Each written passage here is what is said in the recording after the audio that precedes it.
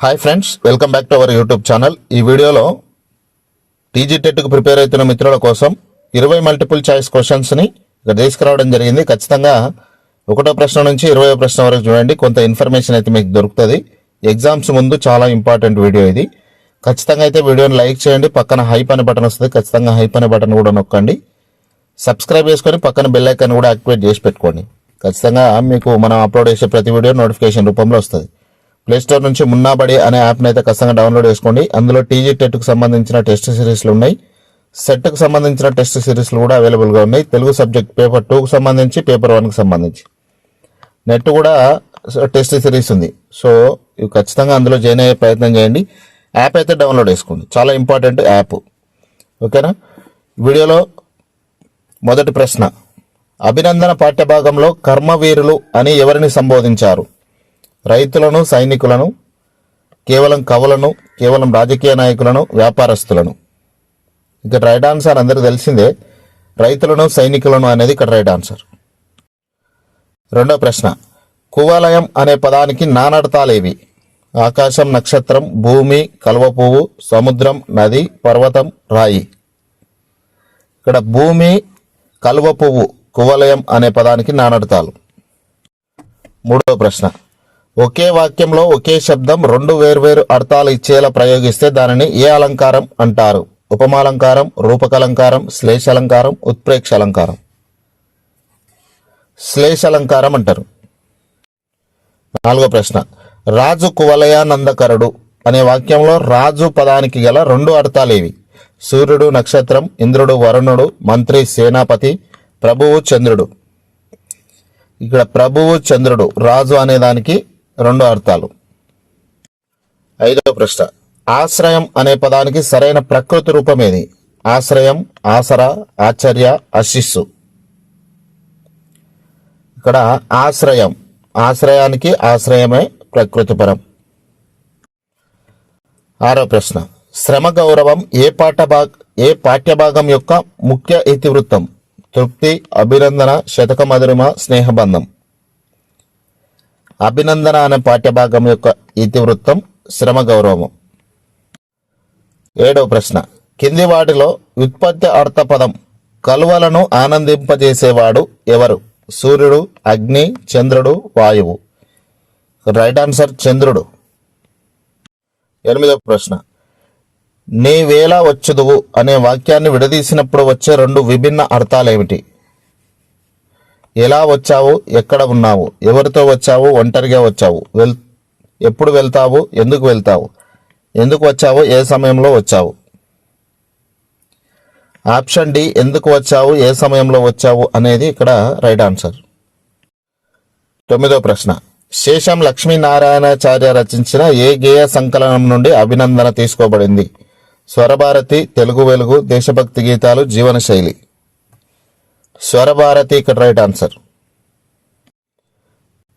10వ ప్రశ్న, భాషోపాధ్యాయుడు అనే పదంలో ఉన్న సంధి ఏది? సవర్ణ దీర్ఘ సంధి, గుణసంధి, అనాదేశ సంధి, వృద్ధి సంధి.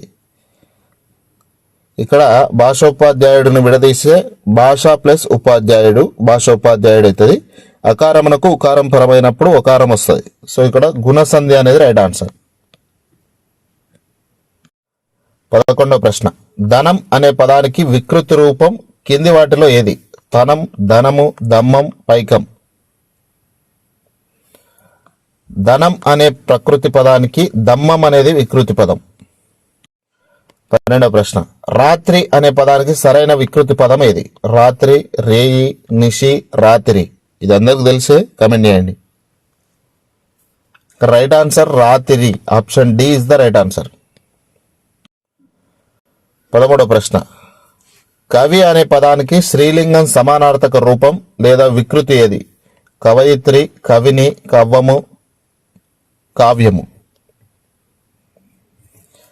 కవయిత్రి.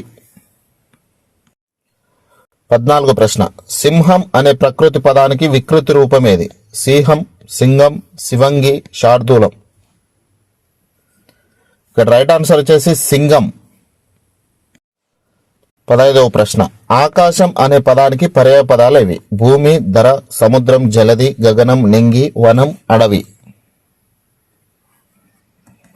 ఇక్కడ గగనం నింగి అనేది ఆకాశం అనే పదానికి పర్యాయపదాలు.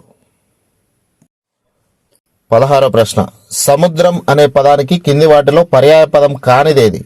సాగరం, అంబుది, రత్నాకరం, నగరం. సముద్రం అనే పదానికి నగరం అనేది పర్యాయపదం కాదు, మిగతా అన్ని కూడా పర్యాయపదాలే.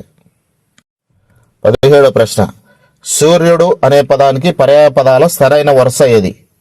భాస్కరుడు, దినకరుడు, శశంకుడు, సుధాకరుడు, నిశాచరుడు, తారక, గిరిధరుడు, మురారి.